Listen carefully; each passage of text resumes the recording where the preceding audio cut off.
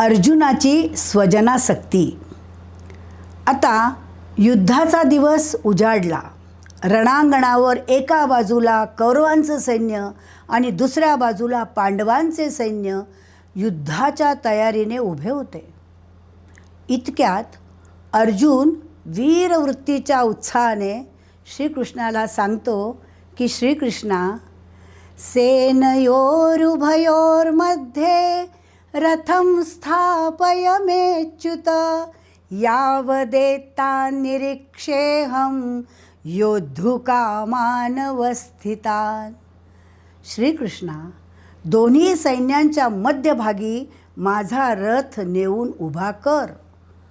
मला आज पाहू दे की नेमकं मला कुणाशी युद्ध करायचं आहे. श्रीकृष्ण त्याच्या म्हणण्याप्रमाणे रथ दोन्ही सैन्यांच्या मध्यभागी नेऊन उभा करतो. आता रणांगणावर अर्जुन सभोवार नजर टाकतो आणि पाहतो तर दोन्ही बाजूंना आपल्याच नातेवाईकांचा, आपल्याच सगळ्या सोयऱ्यांचा प्रचंड मेळावा त्याला दिसतो. तत्र पश्यत स्थितान पार्थ पितॄनथ पितामहान् आचार्यान् मातुलान् भ्रातॄन् पुत्रान् पौत्रान् सखींस्तथा. त्या प्रचंड मेळाव्यामध्ये त्यात ज्यांनी आपल्याला अंगाखांद्यावर खेळवलं, लहानाचं मोठं केलं ते आजोबा भीष्म पितामह, चुलते, मामा, भाऊ, मित्र, सासरे, नातू, स्नेही आणि गुरु, की ज्यांनी आपल्याला शस्त्रविद्या शिकवली, युद्ध कसं करावं हे शिकवलं, नवे नवे युद्ध निपुण केलं आणि आज त्यांच्यासाठीच युद्ध करायचं. आपल्या मनात येईल की युद्ध ठरलं तेव्हा अर्जुनाला काय माहीत नव्हतं का? माहीत होतंच की शत्रू पक्षात हे सर्वजण आहेत म्हणून. परंतु प्रत्यक्ष दृश्याचा, प्रत्यक्ष पाहण्याचा, दर्शनाचा परिणाम वेगळाच असतो. ते सारे आप्तजन, नातेवाईक पाहून अर्जुनाच्या हृदयात कालवाकालव सुरू होते. त्याच्या शरीराला कंप सुटतो, घशाला कोरड पडते आणि हातातून अर्जुनाचं म्हणजे त्याचं गांडीव धनुष्यही गळून पडते. थोडक्यात म्हणजे तो गलितगात्र होतो. दृष्ट्वेमं स्वजनं कृष्ण युयुत्सुं समुपस्थितं सीदन्ति मम गात्राणि मुखञ्च परिशुष्यति वेपथुश्च शरीरे मे रोमहर्षश्च जायते गांडीवं संस्रते हस्तात् त्वक्चैव परिदह्यते. आजपर्यंत अर्जुनाने अनेक युद्धात असंख्य वीरांचा संहार केला होता. त्यावेळी त्याला वाईट वाटले नव्हते. मग आत्ताच हे का झाले, मग आत्ताच असं का घडलं, तर ही सारी स्वजनासक्ती होती. त्या घटकेलाही जर समोर आपले गुरु, बंधू आणि इतर आप्तजन, नातेवाईक नसते तर त्याने शत्रूंचा शिरच्छेद केला असता. परंतु आसक्तीजन्य मोहाने त्याची बुद्धी, त्याची कर्तव्यनिष्ठा ग्रासली होती आणि मग त्याला तत्त्वज्ञान आठवलं. तो तत्त्वज्ञानाची भाषा बोलू लागला.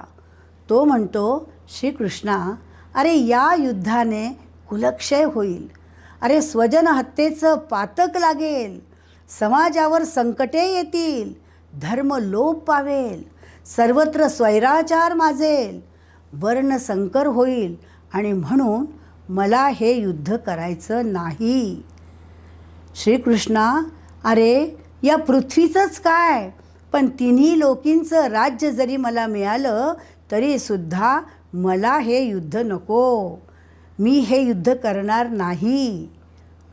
या प्रसंगी मला विनोबा भावेंनी लिहिलेली एका न्यायाधीशाची गोष्ट आठवते. एक न्यायाधीश होता. अनेक अपराध्यांना त्याने आजपर्यंत फाशीची शिक्षा दिली होती. परंतु एके दिवशी त्याचा स्वतःचाच मुलगा खुनी म्हणून त्याच्यासमोर उभा करण्यात आला.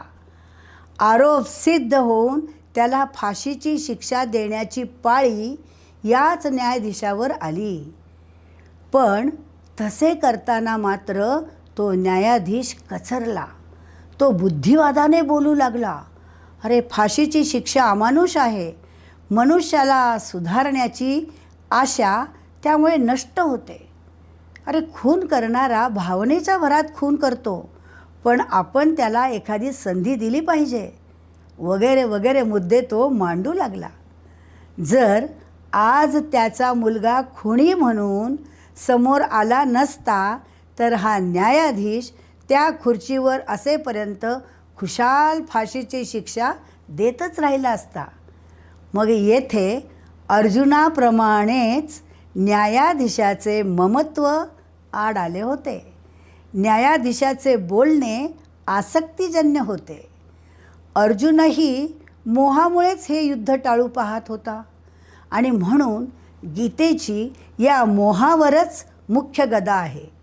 या सर्व विवेचनावरून एक गोष्ट आपल्या लक्षात येते की गीतेचा जन्म स्वधर्माच्या म्हणजेच स्वकर्तव्याच्या आड येणारा जो मोह आहे त्याच्या निवारणार्थ आहे. अर्जुन धर्मसमूढ झाला होता. त्याला हे युद्ध करू की नको हा निर्णय घेता येत नव्हता आणि म्हणून अर्जुन श्रीकृष्णाला सांगतोय की मी तुमचा शिष्य तुम्हाला शरण आलेलो आहे, तेव्हा कल्याणकारक मार्ग काय, माझ्या हिताचं काय, हितकारक काय आहे ते मला कृपा करून सांगा, मला उपदेश करा. कार्पण्य दोषो पहत स्वभाव पृच्छामि त्वां धर्मसम्मूढचेताः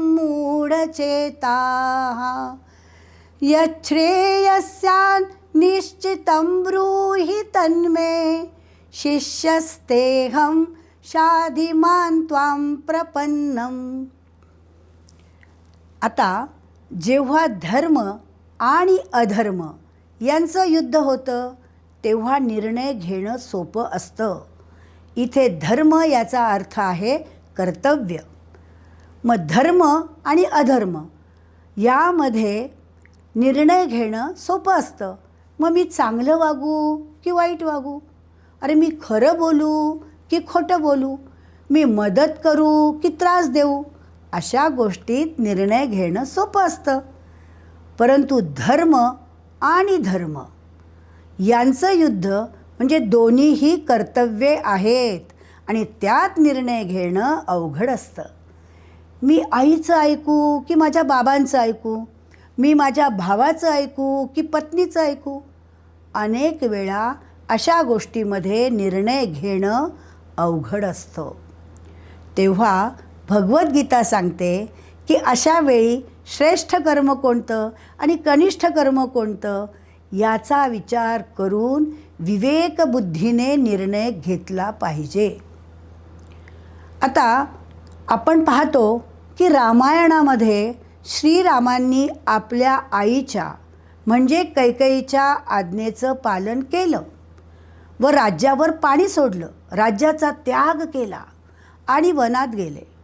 म्हणून श्रीराम महान झाले आणि त्याच आईच्या म्हणजे कैकेयीच्या आज्ञेचं पालन भरताने केलं नाही तरी भरत महान झाला. म्हणजे येथे श्रेष्ठ कर्म कोणतं आणि कनिष्ठ कर्म कोणतं याचा दोघांनीही विचार केला होता. व्यक्तीपेक्षा परिवार धर्म मोठा असतो आणि परिवार धर्मापेक्षा समाज धर्म मोठा असतो आणि समाज धर्मापेक्षा राष्ट्रधर्म मोठा असतो.